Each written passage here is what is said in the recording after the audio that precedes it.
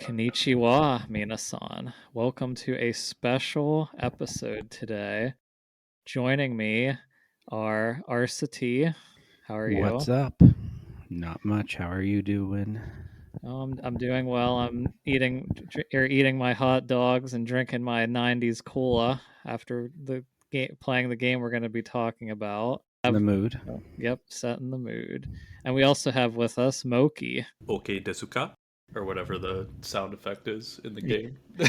There is some crazy You know what I'm sound talking effects. about. Oh yeah, everybody should know who's Everybody played. knows the damn desu. I don't even. What is that supposed to be, like a phrase? I have no idea. Yeah, there's some weird translation stuff. But if you don't know that reference, then what we are talking about today is the cult classic Earthbound on SNES, which has come to, I don't know if it's on Switch Online. I know it's on the Super Nintendo Classic because I do have that. But I don't know if they brought it to the Switch Online yet. Do you guys know? So I know it got. It was on the Wii U Yeah. eShop. I think that was like the first. That was like the official first port of the game, I think, and that must have been like 2014, maybe. And so, I mean, it took a while for this game to kind of see the light again for It is on the Switch, various though, too. regions. But yeah, I think it is on Switch Online now at this point. That's how I was refreshing myself with it just the past few weeks. The Super Mario RPG's not on there yet, right? Or I thought there's one RPG. No, that's a shame. Is Mario RPG? I know Yeah, that was on not the on there. SNES Classic. Too, Yeah, that which one was is. like when they announced Switch Online, I was like, oh, they'll just put everything on the SNES Classic at least. But yeah, that didn't happen. I know Chrono Trigger is not on the SNES Classic, but it is on my SNES Classic somehow. So how did that get there? I don't know. It was a Somehow that's bonus not on upgrade. either service. A shame. That's one I never played. I do have a DS copy though, so that's what I'm hoping to get to this year. Well, protect that with your life because it's worth a lot of money. I know. All right, well, before we get sidetracked on all these other RPGs, today we're talking about Earthbound. And Earthbound is a very interesting RPG. It's pretty much unlike any game, especially the traditional JRPGs. The most likely comparison is Undertale, of course, but even then, it's not really the exact same because Undertale, like a lot of the gameplay, is different than just the traditional JRPG Earthbound. But I think how we're going to start is we're going to go around and kind of talk about how we first discovered Earthbound when we first played it and kind of how we got into it. So, Arcitee, why don't you start us off? So I guess I'll be here representing the boomer take, or at least the millennial take, as I played this game on the actual Super Nintendo when it came out. Ooh. And it was the first role-playing game I ever finished. That's something, because it's funny because it's so different than every other role-playing game, so you're probably like, oh, this is what JRPGs are like. Well, how it worked was because it was so different, it was the first one that really clicked in my brain. So I remember I rented it one day just based on seeing the giant box. And I don't remember what the game store was called. I think it was called Microplay. But anyway, I rented it there just based on seeing this big giant box. And because of just the way the game works and the setting and everything, my brain could just grasp what I needed to do and how the world worked compared to, say, playing Final Fantasy VI or other role-playing games.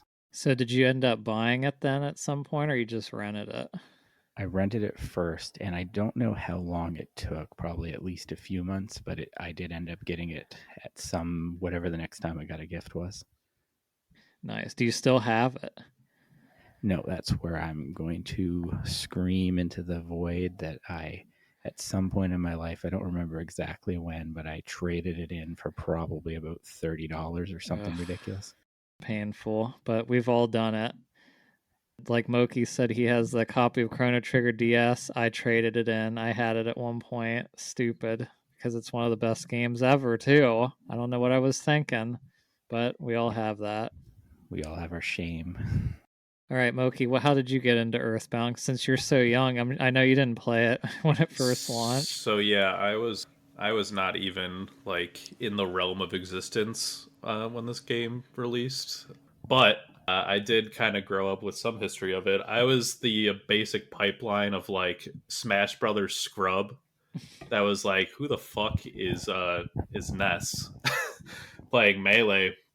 And I just always thought he was cool. I loved the aesthetic because I would have been probably around, I don't know, 8, 9, or 10 when I was playing Smash Melee. So seeing Ness, I was like, oh damn, this guy looks cool. So then you find out about Earthbound, and I didn't first play the game until I was in high school actually, and I emulated it obviously because I never owned a SNES, but then during COVID I kind of started being on my like retro collecting bullshit. So when I did finally get a SNES, I was able to track down an OG copy of the game on SNES, and I replayed through it again in 2021, I think. So for a game that I definitely hold so near and dear and in such high regard, I've only fully played through it twice, but I mean, I've watched so many videos on it just because there's so much knowledge out there. But it is definitely one of special game, and definitely all the more recent Earthbound likes or Earthbound clones or Earthbound inspired games that have kind of been coming out in the past decade have definitely pretty much all hit for me in different regards. Yeah, it's funny for me because so you have a copy of the game then, Moki.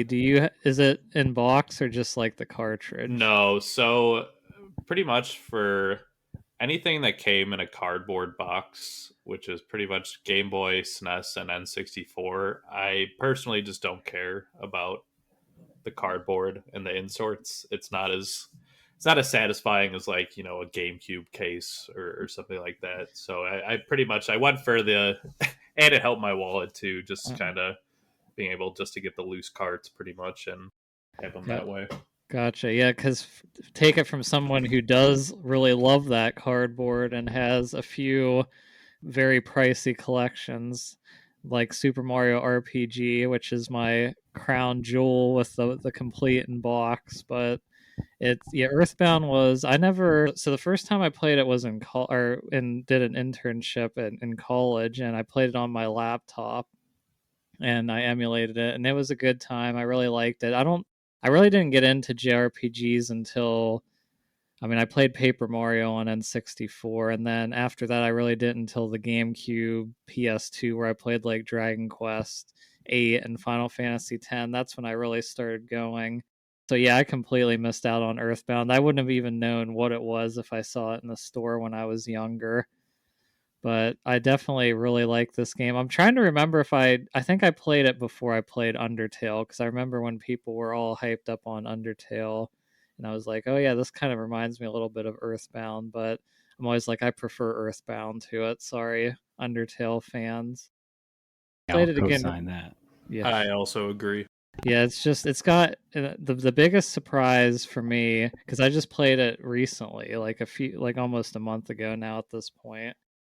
But this game has aged so well. Like one of the best aged JRPGs, especially back in '94. And obviously the one of the biggest takes from that is they were smart enough to not do random encounters, which coming off of playing just the first Mega Man Battle Network, which is just those battle if you guys have played the Battle Network games, the encounter rates are so high in those games it makes you insane. So a lot of the older JRPGs did have high encounter rates just to kind of bump up that runtime a bit, but Earthbound did not have that problem, and it just makes it so much easier to play today because of that. And it's not just the lack of random battles, at least you can avoid them sometimes. And I love how it even will auto win the battle if Mm-hmm. you're over leveled enough. So it's got a lot of little things too that make it better.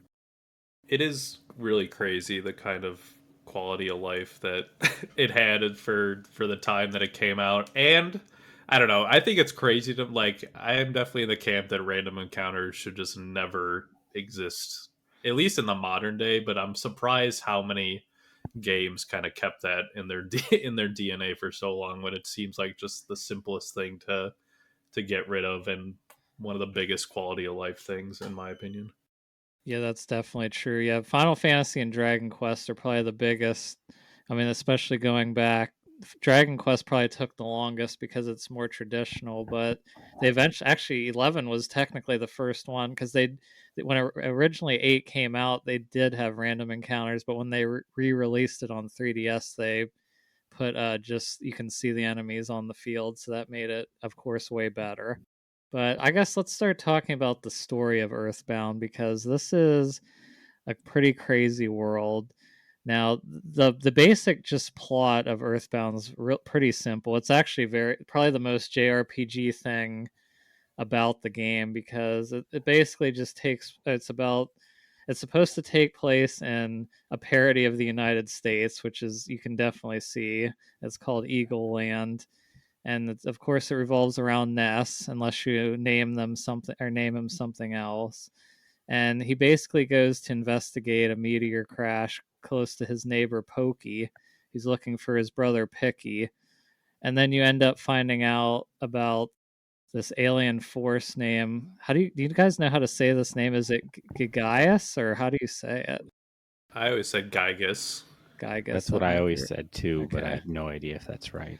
I've never actually heard anybody really say it. So yeah, let's go with Gygus then. And you hear about Gygus from Buzz Buzz, who's this small bee-like creature who's super strong, but he ends up being killed by Pokey and Picky's mother, which is one of the funniest parts of the beginning because it's funny because he pretty much is protecting you, trying to go back to their house, and then he just gets swatted and it's all over for him. But yeah, so you're pretty much just trying to find, I think it's called, I lost you have to collect the melodies in the Soundstone, and there's 8 of them. So these 8 sanctuaries that you go to collect the melodies to be able to stop him. So, but that's pretty much the whole plot of the game. So it kind of reminds me a lot of the typical, even like Super Mario RPG, or Paper Mario, where you got to get the 7 stars, that type of game. But I think the true story of Earthbound is definitely just the journey you go on to all the different places and all the characters you meet and just all the different towns you go to. It's very much of the memorable parts to me are the day-to-day places you go. What do you guys think? I definitely think the most memorable parts are the individual stories in each town that you go to, as opposed to the overall big picture story. Yeah, it's hard for me to pin down anything. I feel like kind of the aesthetic of the game itself is its own unique quirk, so it feels like it's just the tone of the game overall is the most memorable thing. Like you'll even without knowing the NPC dialogue, once you're familiar with the tone of the game, I feel like you kind of have an idea of how an NPC is going to speak, and I think that's been captured pretty well in the Earthbound spiritual successor games for sure. Yeah, it's just the enemy types are, I think, the first thing that comes or that stand out because you're not fighting your traditional slimes or monsters. Like the first couple enemies you fight are a crow that always steals your cookies, by the way, or whatever you have on you. And then there's like a dog and a snake. Those are like the first enemies. And then after that, you kind of go into town and you fight the sharks, Frank and the sharks, which that was the first one. Like there's like a skater guy and I think a guy on like a pogo stick. So I really enjoyed like the different enemy types that you kind of ran into. Actually, if I had to say one key favorite element of the game for me is the even though he's kind of annoying sometimes, the photo man. Oh yeah. Just like descending from the sky. He has his own little theme, descends from the sky. Say he has this, he tells you to say fuzzy pickles. Ness gives his iconic, peace sign pose. And it's even more fun like when you have the whole party, and it is nice that it wraps back around at the end and they show you the photos of the journey. Even though the SNES wasn't sophisticated to actually like screenshot in the moment, I guess it's all kind of like stock scenes in that area that the picture is. But I wish more games would kind of do that. I mean, that's probably, despite its shortcomings, Final Fantasy 15 has that similar thing where you kind of like look back at all the pictures that Prompto takes. And I think that's always like a nice, just kind of like reliving the journey in a JRPG always feels great. The stock photos help fix the fact that half the time one of my characters could be looking the wrong way or something. Oh yeah, for sure. Like the back of Jeff's head or something. Well, it's funny too because every time those photos would pop up, I'd think like my game would freeze because I was emulating because you're moving and all of a sudden you just like stop and then because it waits a little bit before he starts coming down and then you hear the theme. And I was like, oh no, what did I do? Did I freeze my save state or something?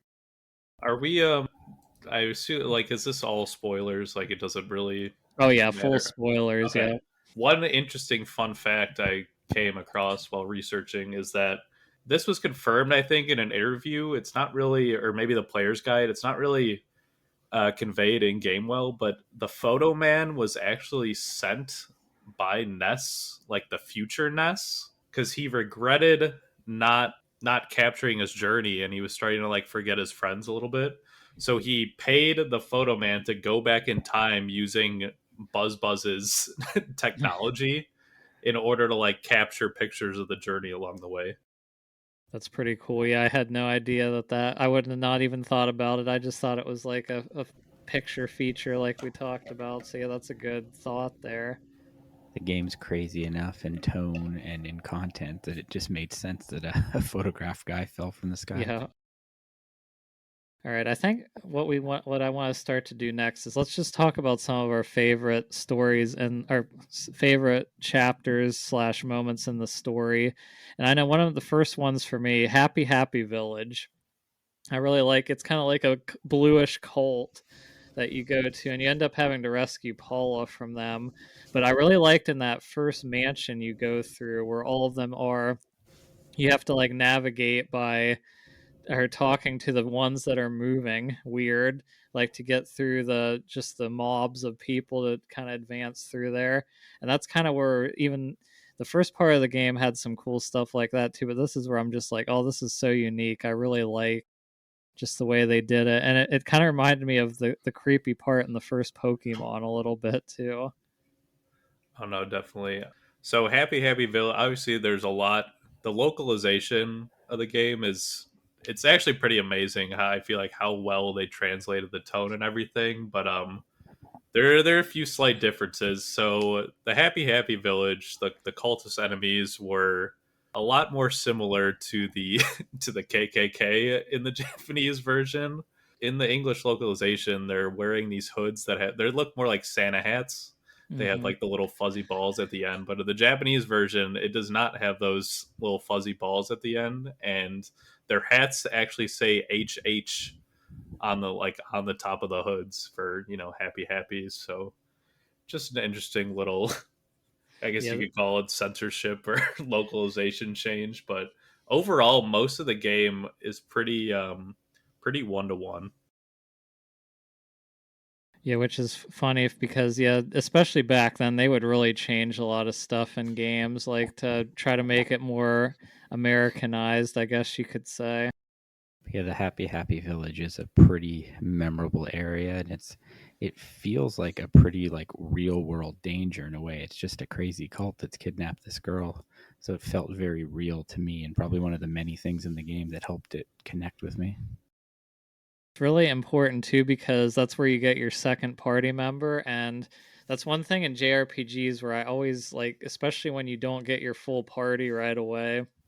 Which this game, of course, you just really have four characters in total by the end, where you have other like characters come in and help you, even though you can't directly control them. But I always hate when you're just like by yourself because when you're Ness, I mean, it's not too difficult or anything, but when Paula comes, it's definitely a great moment because she's one of my favorite characters, and she has such a great arsenal of spells that you get with her. She's kind of like your black mage of the group because she has so many different fire, ice, lightning, all those, and she pretty much is the big damage dealer too.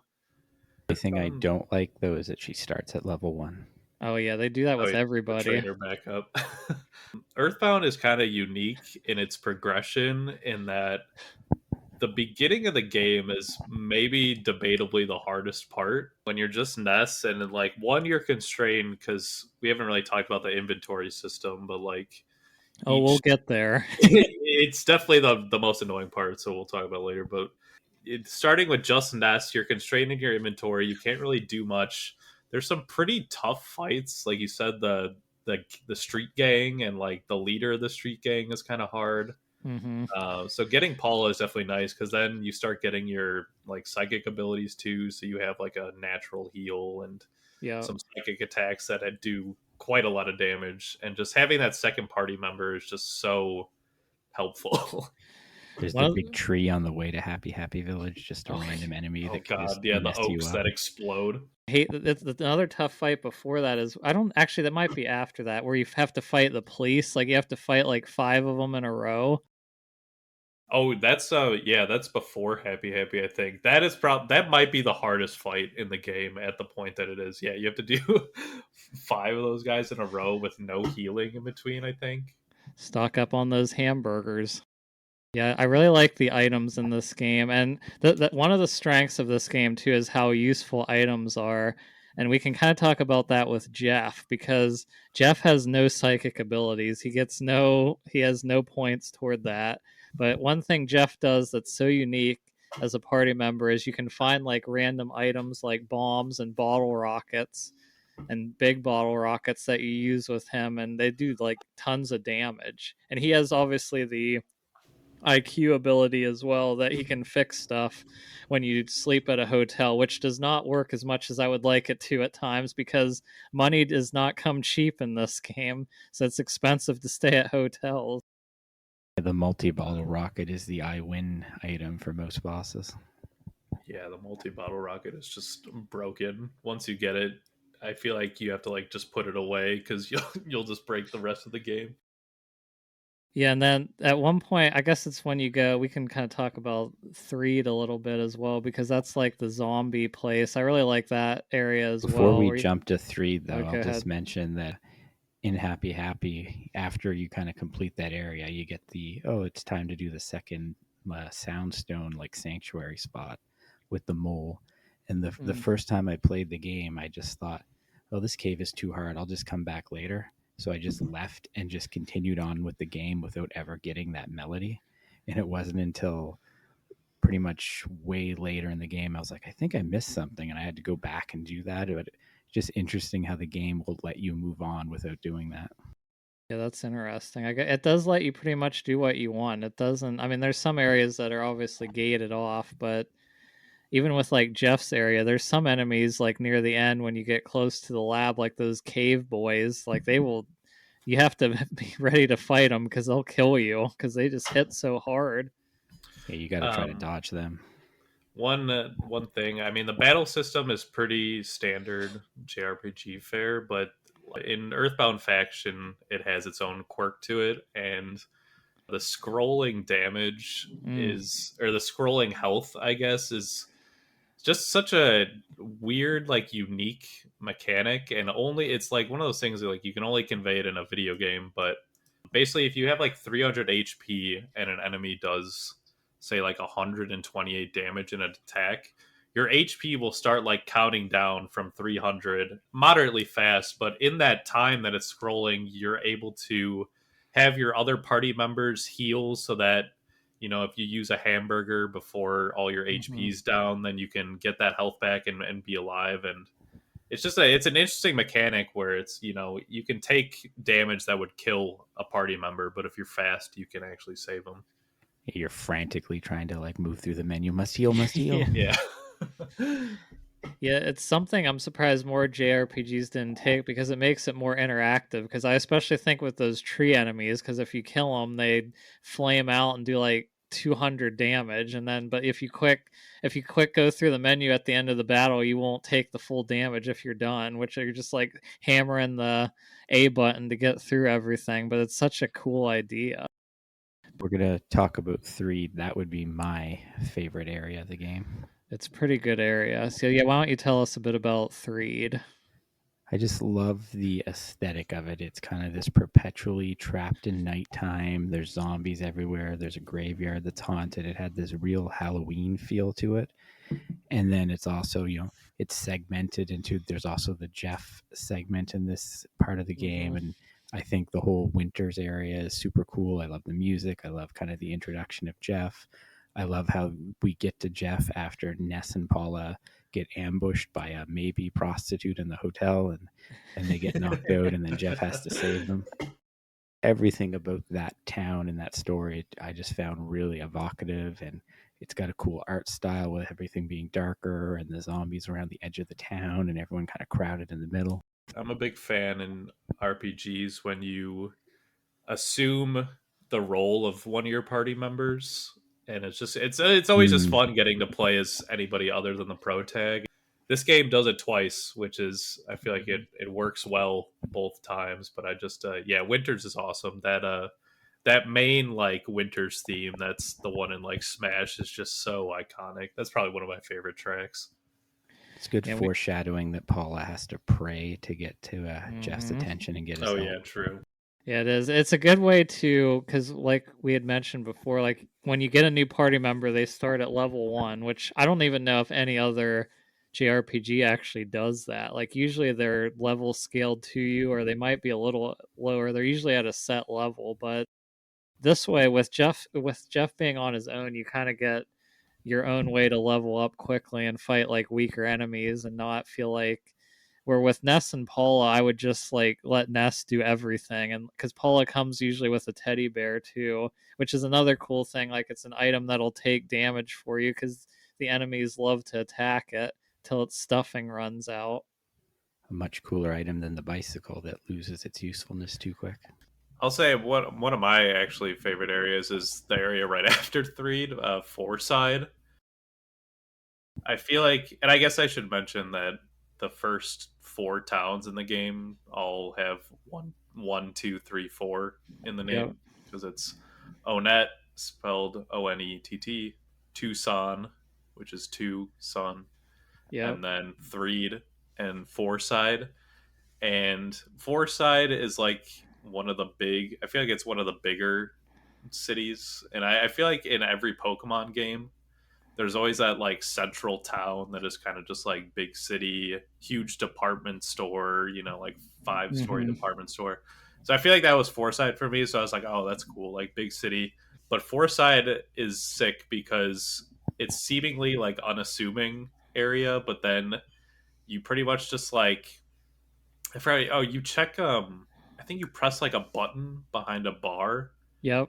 And you basically get teleported to this like neon night city world, like alt world version of Fourside called Moonside.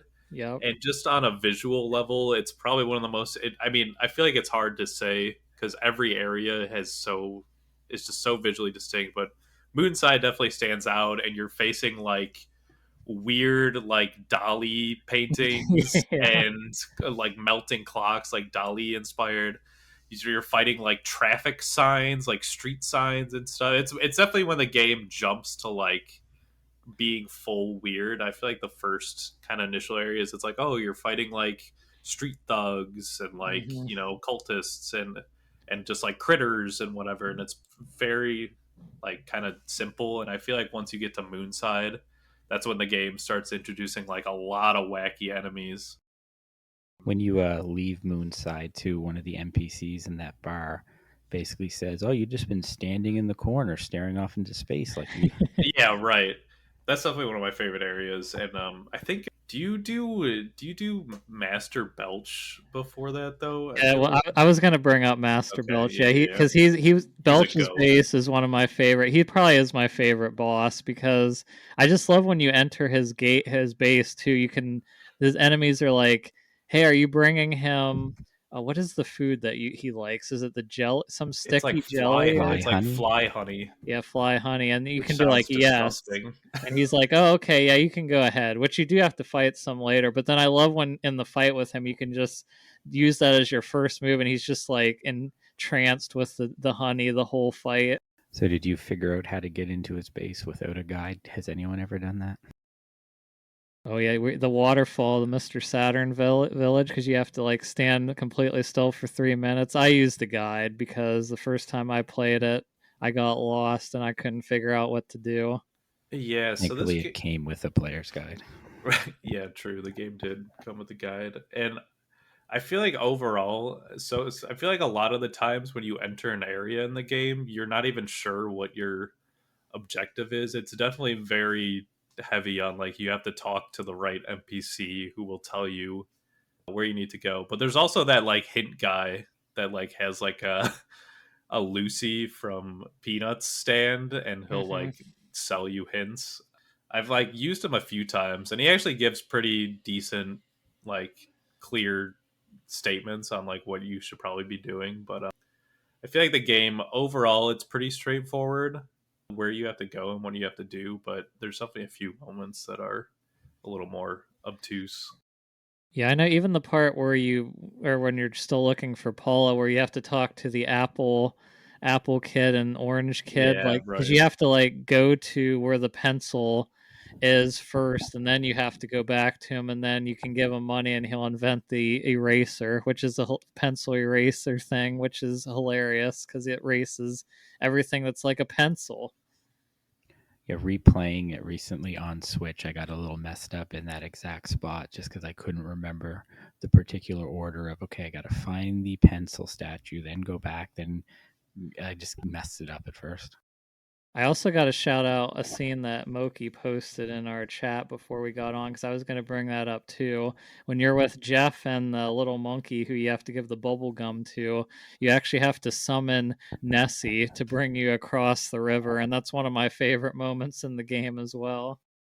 Yeah, the Nessie design is just so, or like Tessie in the game, but Yeah. basically just a Loch Ness monster. Because so if Eagleton is America, where Jeff is from, and Winters is that continent is called Foggy Land, and that is supposed to be Europe represented in a way.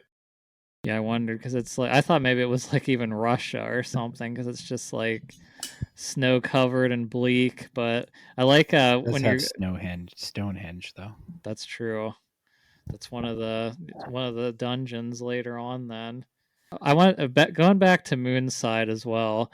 That area is so unique, but I do get frustrated because if you don't follow like the exact steps you're supposed to go, you can get so lost there because you have to talk to like certain NPCs that transport you to the right area, or then you'll just keep bouncing back and forth. But it is such a unique area; it's hard to be too frustrated with it. But I can definitely see people get annoyed with that area at times. Another area I like is it's you're not in it for long. It's not very important, but Summers, Hmm. which is just like that beachside town. It's just like Oh the yeah, I like long that too. strip town, Hmm. and it's just funny because it's not. You're pretty much just passing through it in the game. You don't really do much story wise, but I like the gimmick that you go in the shop of that town, and it's just all the equipment is insanely overpriced. Hmm. It's just because it feels like a touristy trap type of spot, so it makes sense that everything is kind of overpriced. Yeah, I always thought that was such a relaxing area. Plus, I was happy because I think isn't that when Paula comes back because she like disappears for a while, that in Side because she gets taken. Yeah, you It's get her close to back when you after get poo Foresight. as well. Oh yeah, what was that? You said you get poo then too. Yeah. I forget exactly when you get him, but it's close to that I time. Hmm. think You're it's almost during at a that full party. because I think he joins you in Summers. Oh yeah, no, because you in Summers somebody tells you to go eat this girl's magic cake. And That's so right. you go to like a hot dog stand and you get a piece of magic. There's multiple moments where it's like these kids are on a trip right now because the Mister and Saturns give you a cup of coffee that is like it's got something in it. It's like it's not it's like maybe a little lean in there, coffee and lean, but because there's like it gives you like a little exposition Yeah, dump like in a that big weird story. Yeah. that like trippy cutscene, and I don't think it's supposed to be like Ness's inner thoughts. It's like Oh, some it's speaking to you, the player, yeah, not yeah. the Ness. But I those scenes were always cool. It's just a very that's like my target aesthetic. Like it's like kind of neon, wavy soundscape. But no, you eat the magic cake and then the whole party like collapses, and then you wake up as Pooh, and that's like another one of those moments where you get to play as Pooh. But I there's one moment there where your Pooh's mad. Pooh's like he's living.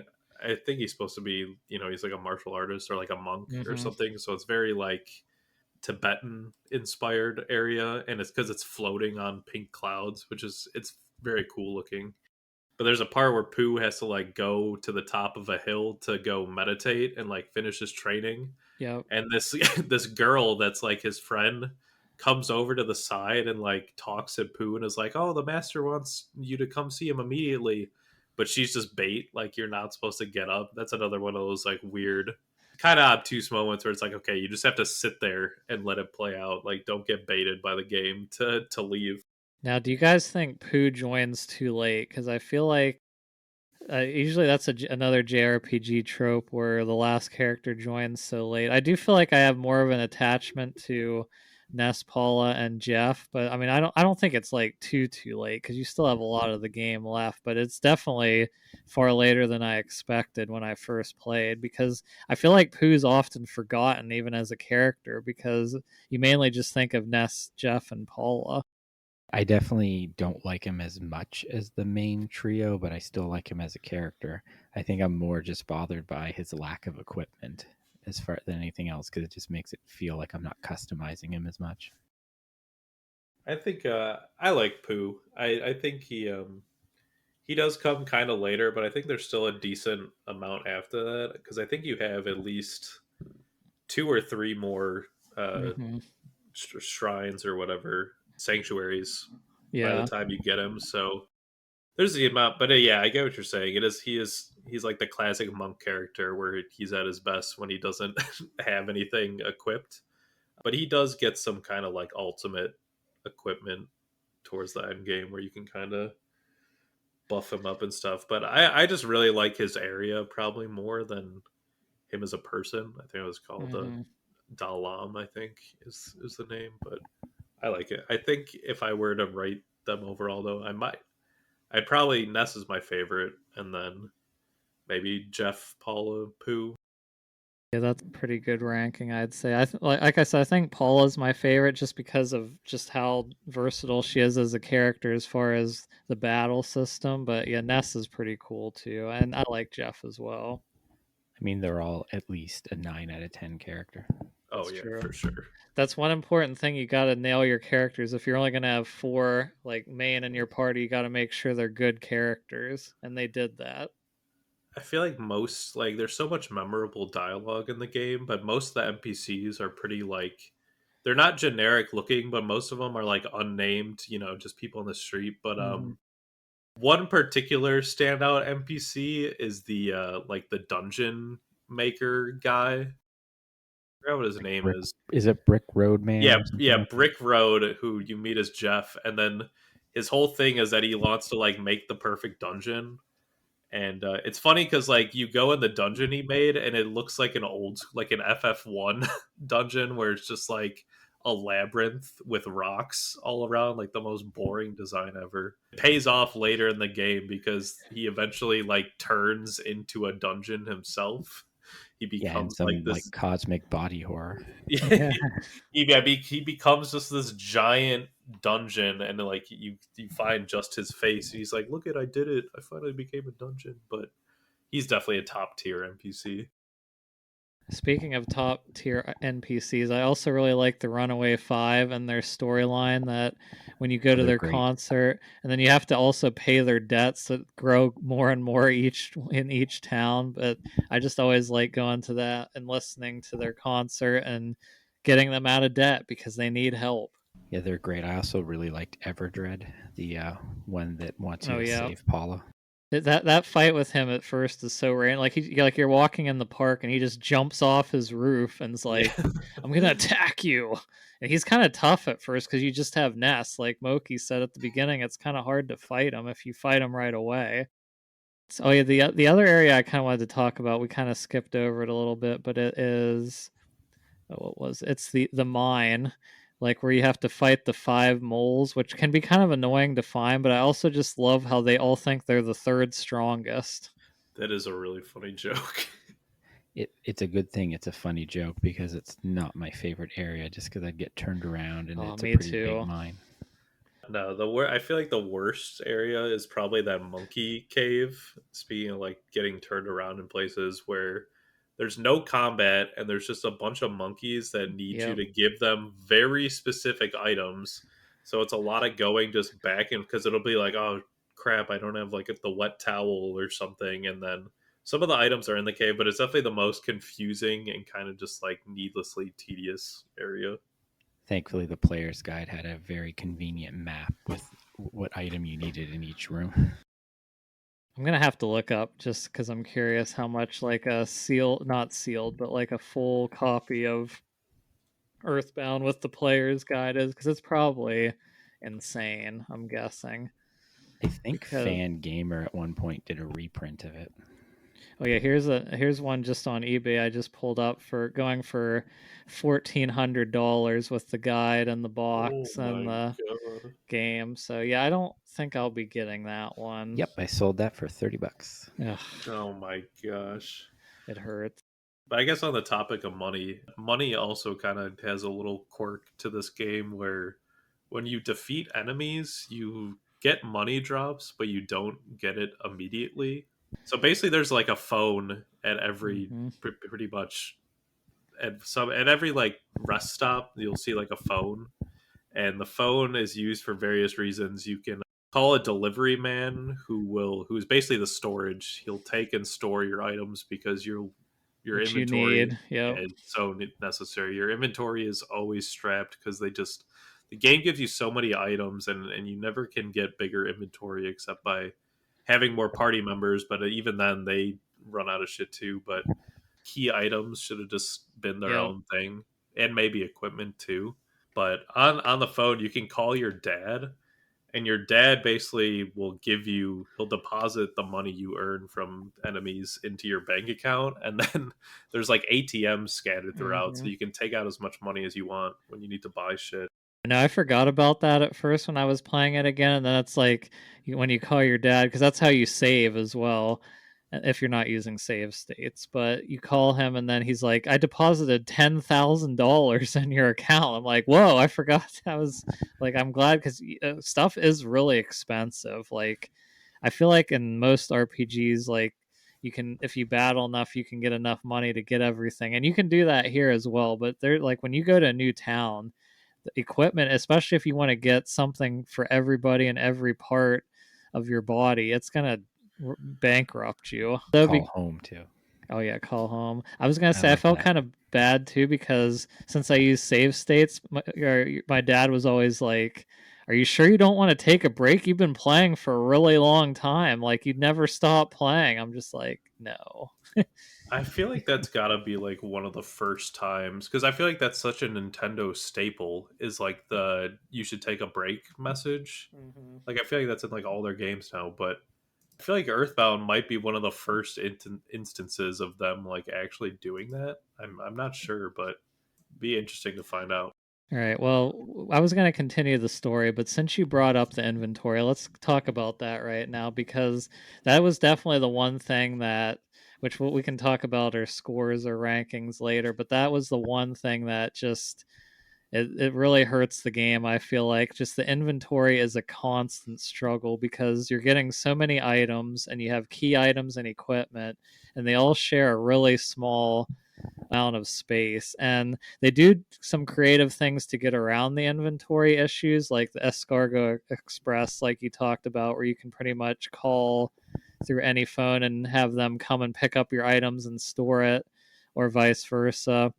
But I still feel like the most annoying thing is like if your inventory is full, you can't really trade items around too easily, like if you want to try and you, especially when you get other party members, because it's like so nice once you can start sharing inventory. But I guess I don't really understand what they were thinking making it so limited, but I know they were trying to be creative with it. And like I said, some of the stuff's cool, but I just think most of the time it's just a pain in the butt. What would you guys think of the inventory?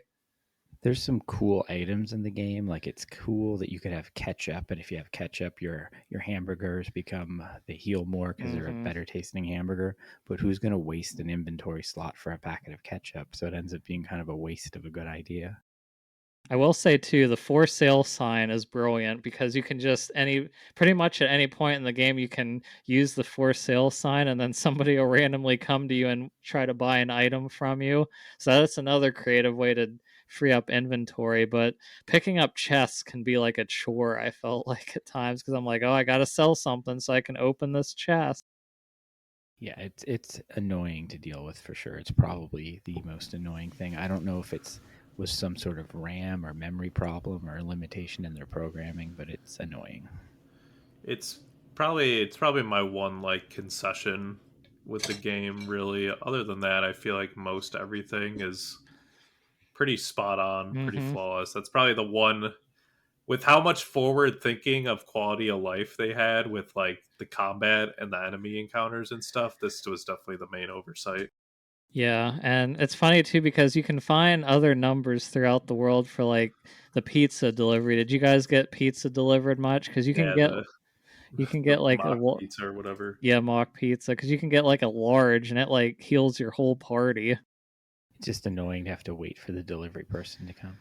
Yeah, that is a good point. You have to do that for the escargot express too. Like I'll sometimes just run around the area because I'm like, oh, I got to get rid of these items, and then it doesn't always tell you to like, especially when you need key items like the pencil eraser and stuff. You'll need that more throughout the game than you'd think. So if you send it to the escargot express, you're gonna have to call and get it back at some point too. That's a pretty quick delivery at least, but the pizza is at least a full minute you have to wait. All right. Was there any more with some of the areas? I know I wanted to talk about Magicant, of course, at some point, but was there any areas before that that you guys wanted to talk about? Yeah, I got two things. I forgot this one other, just one notable dialogue in Moonside is that there's one guy that when you talk to him and he'll just be like, hey, you know what I hate? And then he'll just say your favorite food. It'll be like Yeah. that shit sucks. Which is cool when you're inputting the character names and obviously like you just go default every time unless you're like a psychopath. I don't know. Connor, I'm sure Connor didn't. He likes to do that. Because it's definitely one of those games where it's like it's not player characters. Like these characters are established characters and stuff. It feels weird to rename them. But basically, you also input your favorite thing, which Hmm. becomes the name of your signature psychic damage attack, and then you also input your favorite food, which is only used for like quirky dialogue and like your mom says she'll Yep. make you your food. I don't even remember If what I you entered the first. I might have entered like pizza the first, like I something yep, boring. I did pizza in my last one. She's like, I'll get you a nice pizza when you go to bed. if you get the homesickness debuff, sometimes instead of attacking, Ness will say something like he misses pizza. Oh yeah, no, you're right. That reminds me too that I like in the desert and stuff you can actually get like heat stroke just from walking around, which I feel like a lot of games don't really do that. Like the environment does affect you. Though I will say getting the cold is so annoying from those enemies. There's definitely a lot of unique status effects in the game.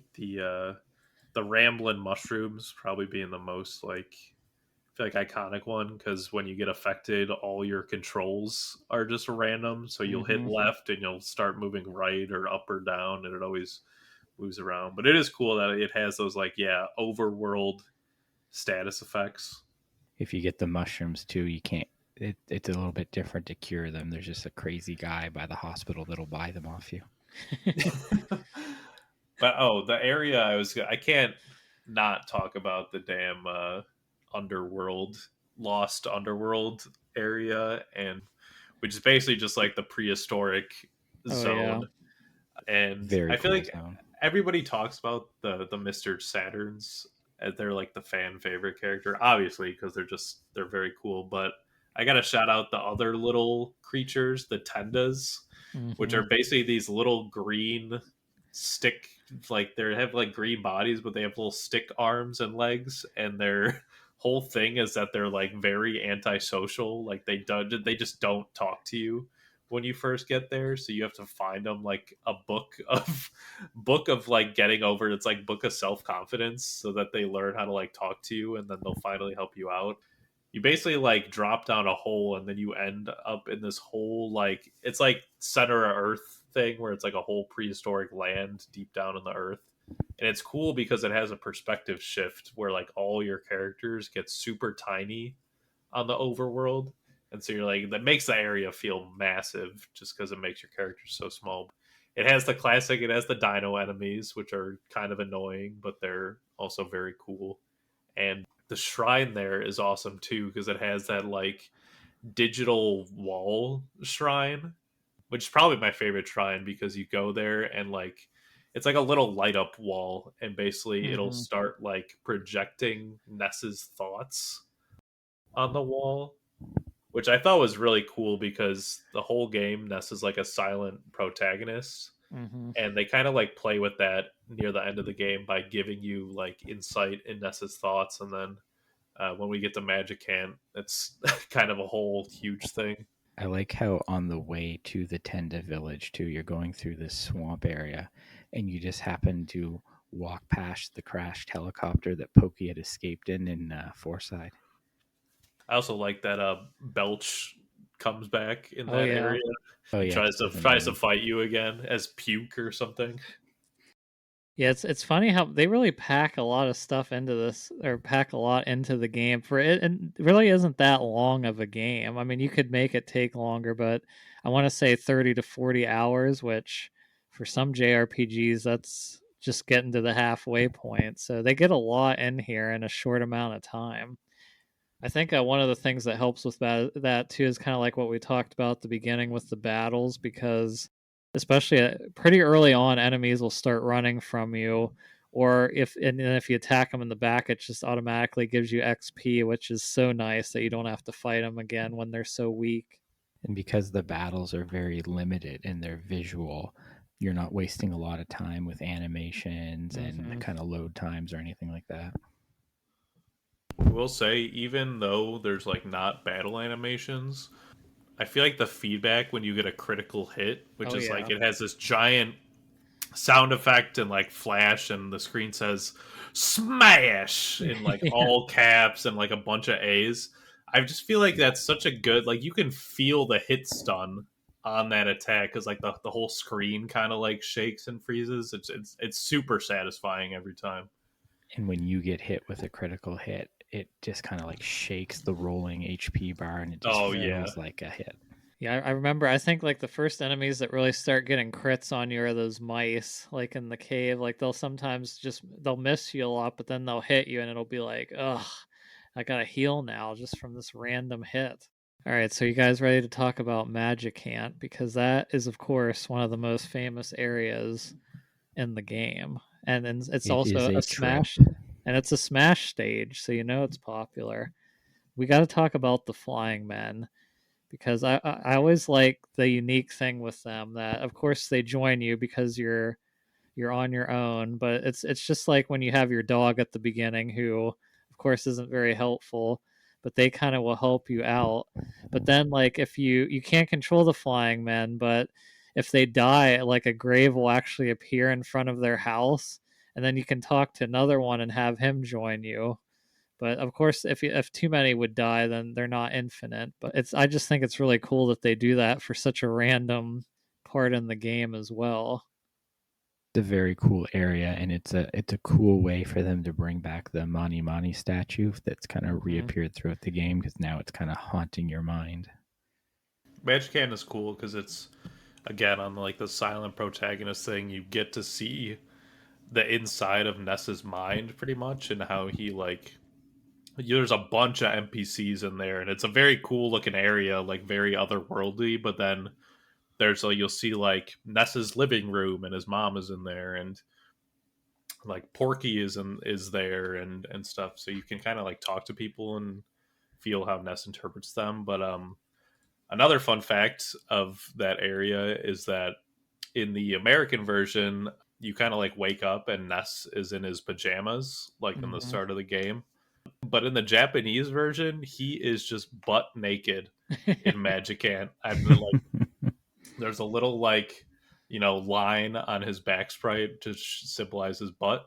It's just like I understand completely why they gave him clothes in the American release, but it's just that's a funny little fact, I guess. It was definitely Psychonauts before Psychonauts existed. That's true. A good analogy there. All right. I know another part before we get even to the final part, like where you fight the final boss. I really like the part where you like put yourself into robots, which I guess that's near the end too. But it's just such like a unique part of the game. Just like I wouldn't even think about doing something like that. But the whole final section is just crazy. It's obviously a lot of people love it because it's just so unique, all the different phases, and it can be a tough fight too if you don't know what you're doing.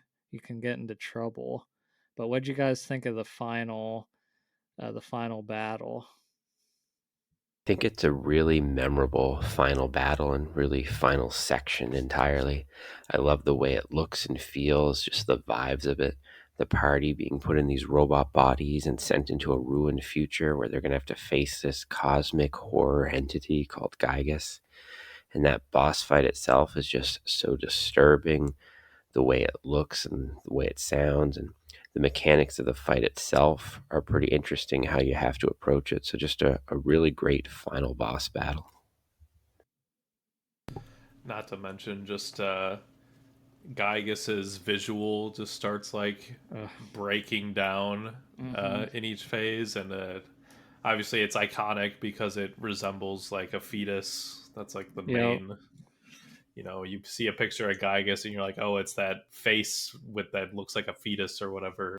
But yeah, it does pull upon that like classic, and maybe this was one of the first games to actually do it, but just that classic JRPG trope of like having all the energy of the world pretty much give the the protagonist like a spirit bomb to use against just praying and like having everybody's energy come to the party.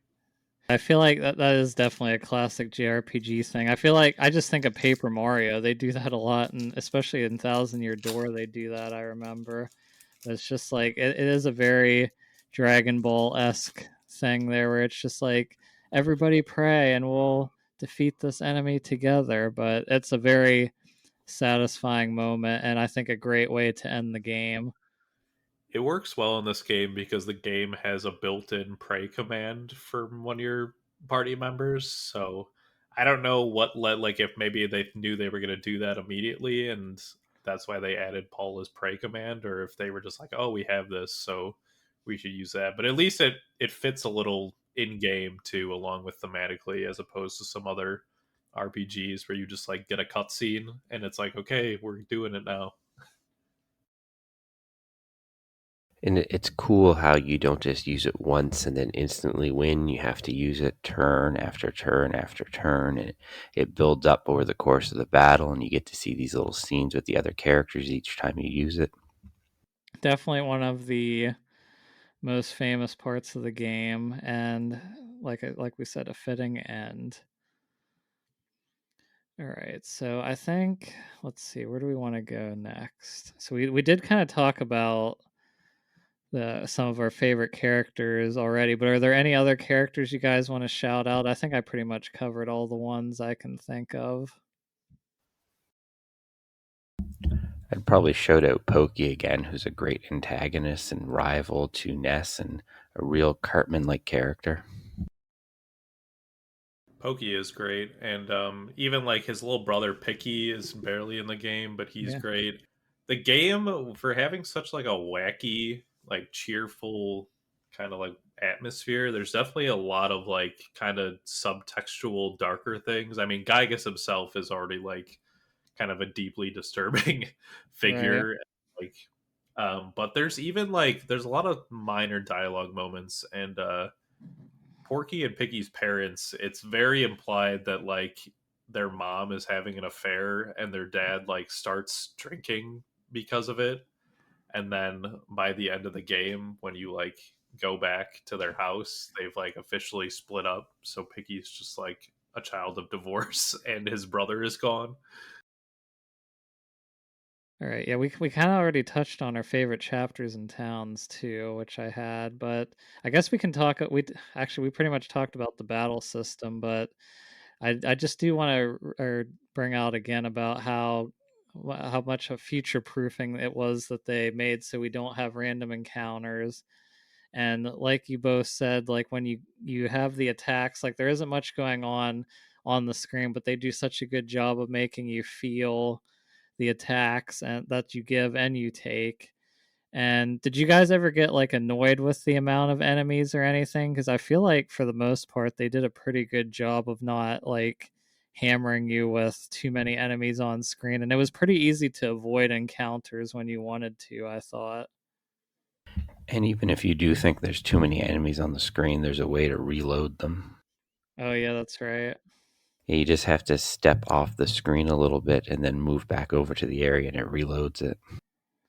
Yeah, I never felt there were too many enemies. There's some areas that were kind of a little shifty, but I think overall, like RCT said, if you just wanted to, you could just deload and reload, and you get pretty strong pretty fast. Like you start scaling up pretty fast. So enemies you had trouble with, you might end up finding that you're like overpowering them in 15 minutes after that.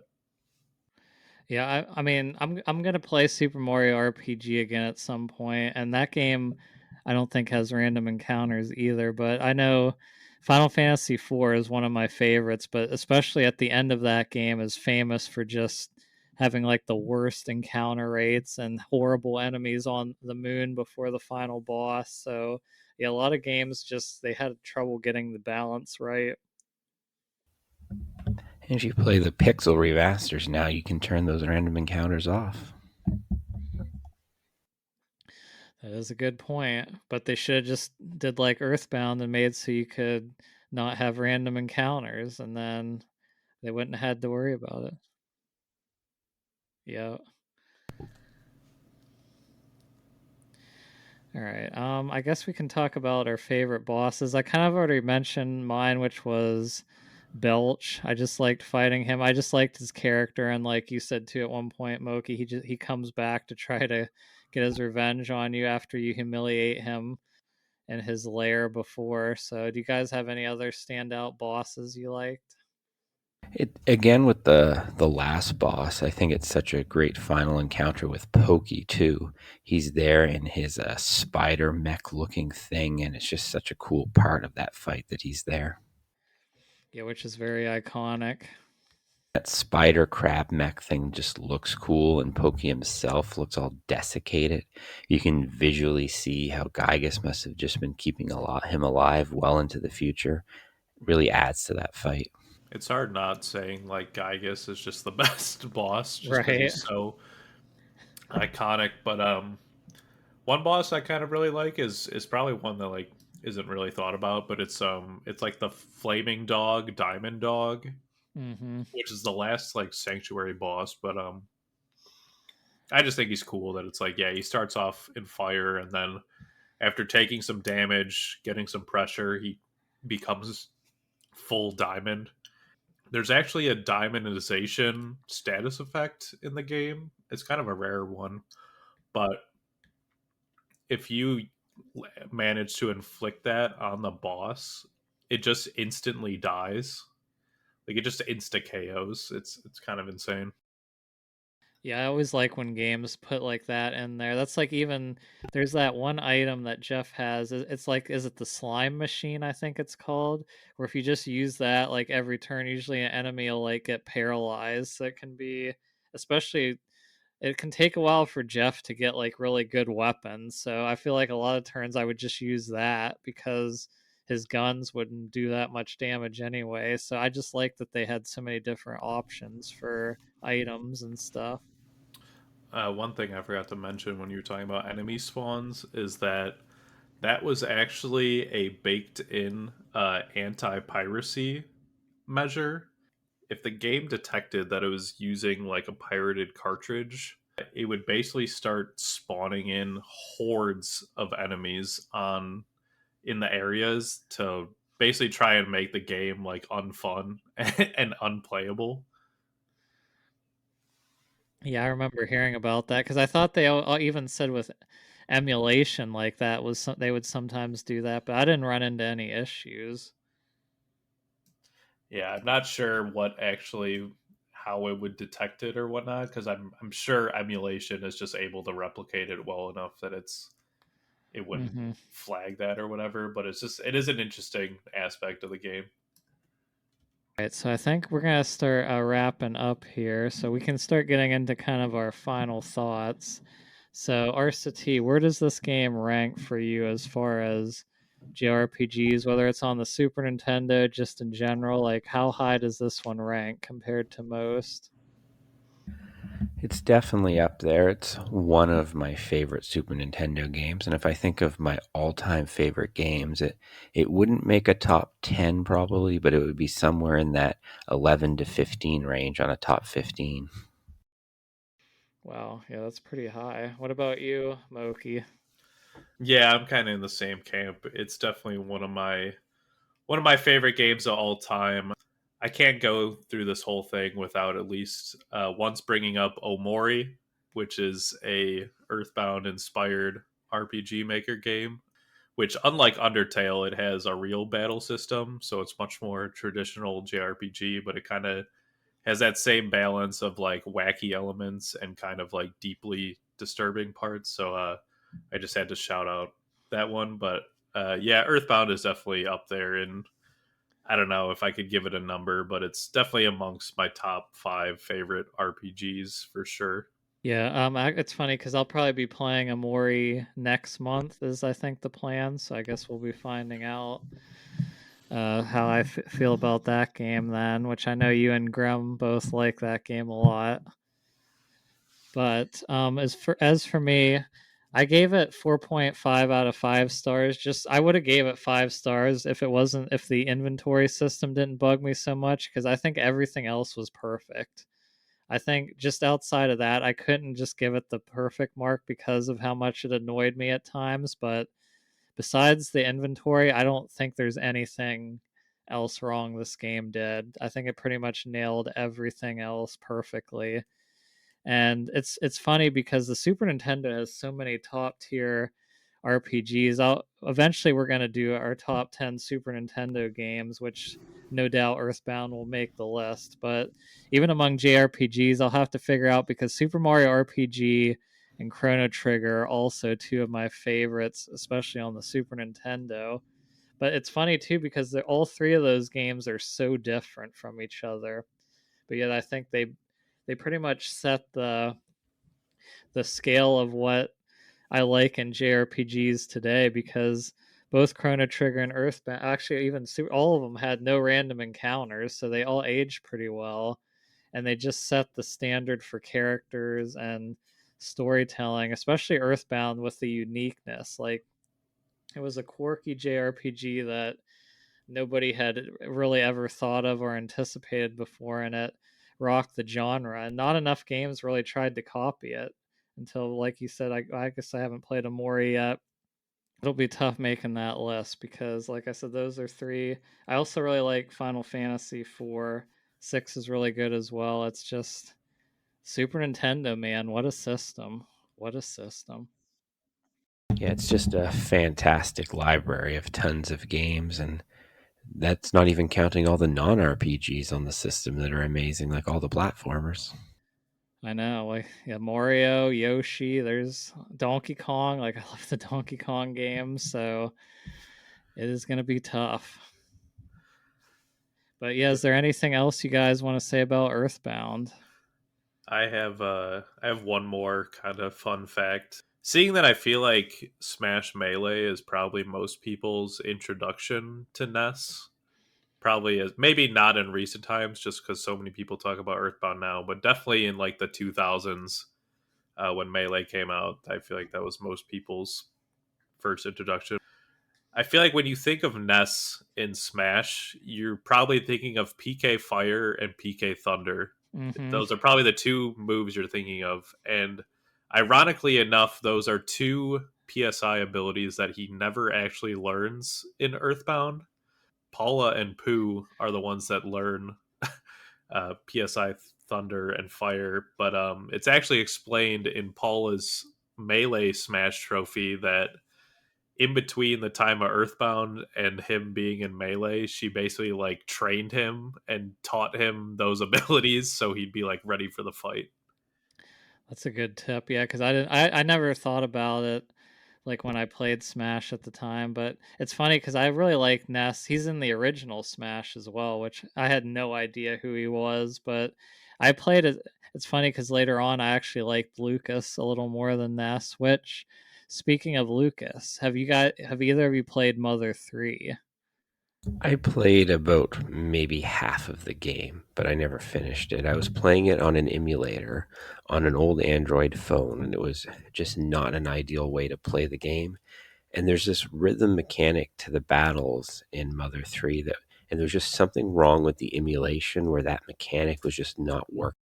I am the same. I started emulating it because I loved Earthbound so much and wanted to. I had seen videos on Mother 3. I'm somewhat familiar with the game and the characters, but I got about halfway on my first attempt and then just put it down and never came back. But as one that I plan on kind of going back to now that I have my analog pocket and just playing it off like a flash cart, you know? Yeah, it's on my list as well. I did buy the cartridge for the Analog Pocket as well, and well, maybe we'll have to at some point do a Mother 3 episode with us then, because a lot of people like that one the most, but I also am skeptical with that at times because I feel like with every Japanese only version of a game that comes out, everybody thinks that's the best one.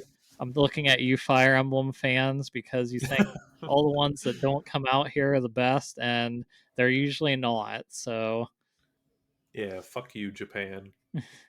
but I will say the Trails ones you were right about, though. Those ones are pretty good. But yeah, Fire Emblem, I guess I haven't played all of them yet, but at least some of them that they adore are just like, all right, you just say that because it hasn't come out here yet.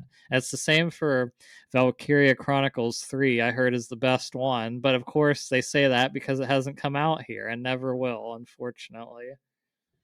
Yeah, I think before we end, we definitely need to talk about the amazing and interesting music in the game.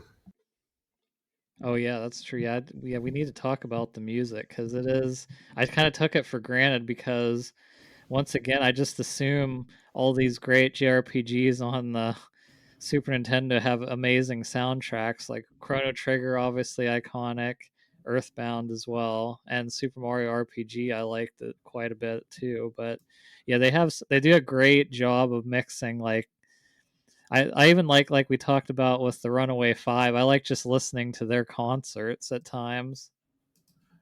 The boss music is probably my favorite track in the game. It's kind of like used in memes now, but that little riff, that little Yeah. like doop doop doo, that song is just it's so good. It sets the tone really well, and it's just like it matches the tone of the game perfectly.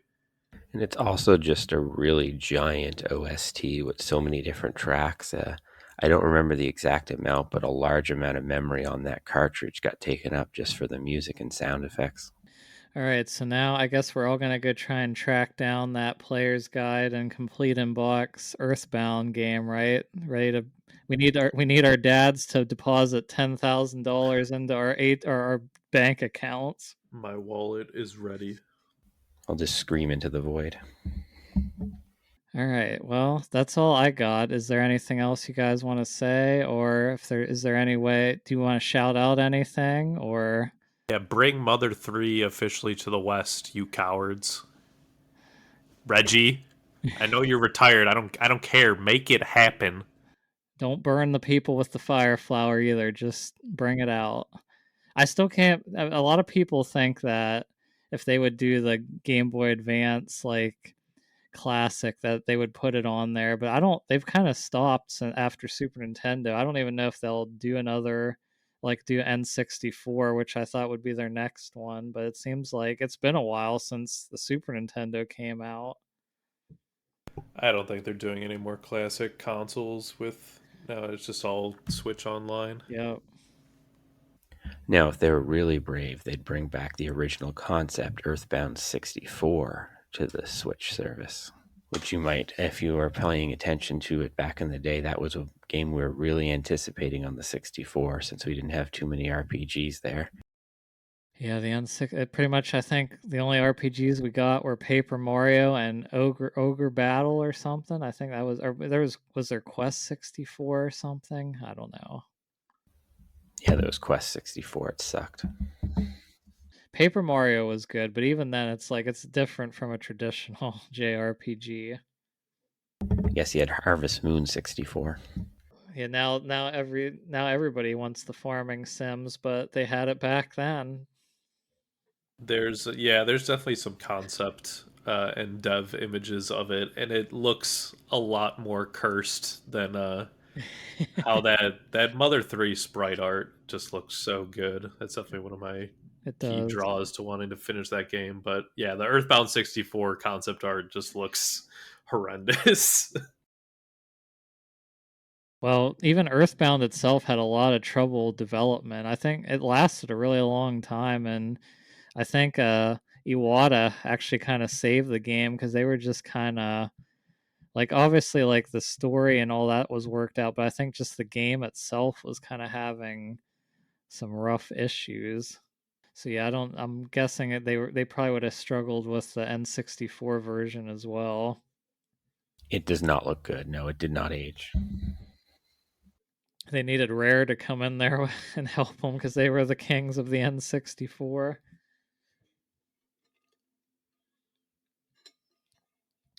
All right, well, I think that will do it for our Earthbound episode. Thank you, Arcitee and Mokey, for joining me to discuss this amazing cult classic. And yeah, like I said, if we'd ever do Mother 3, we'll definitely have to all come back.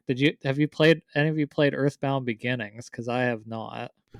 No, but I will at some point. That one is on Switch Online, so that'll be easy. Played a few hours of it on the Switch Online, but it's a cool novelty, but it's so much harder and more grindy than Earthbound and a little bit less charming. Yeah, that makes sense. All right. Well, once again, thank you guys for joining me, and thank you all for listening. Stay tuned for more special episodes coming. I'm not sure what will be next, but we will have to find out. Maybe Amori. We'll see. I know I'm going to play it. I don't know if the rest of the crew is, but I'm sure if nobody else plays it but me and I want to do an episode on it, I can find a few that would want to be on it with me, right, Moki? I very much hope that you become an Omori stan, but we'll see. It's not it's not 1-to-1 to Earthbound. It has its own unique flair. So I'm very curious where you'll land on the style of it. I need to play Amori. Well, you can join us. Like I said, I know Connor and Parrot were going to also play it in June, but I don't know. Obviously, stuff comes up, but I'm definitely planning on it. I don't know when I'll start. Zelda is, of course, taking up a lot of the time, but I should be done with it by the end of May, I would think. And then I'm also going to be playing Banjo Tooie for the club, which I've never played, so that'll be interesting. I'll be playing FF 1 through 6, I think, Pixel Remaster before 16, hopefully. We'll see. Yeah, I don't have a PS5, so I'm going to have to wait on 16 for 5 years, according to the director, who's like, it's not coming to PC, but I'm sure it will. It'll probably come in like a year. Yeah, Final Fantasy VII Remake took like 2 years, I feel like, which I mean, it is the best version by the end, but yeah, it's a long time to wait. Some games would be harder than others. I'm still waiting on Ragnarok, so there's that. Anyway, before we keep going on, again, thank you guys for listening, and we will see you again next time. Sayonara. See everybody. Peace.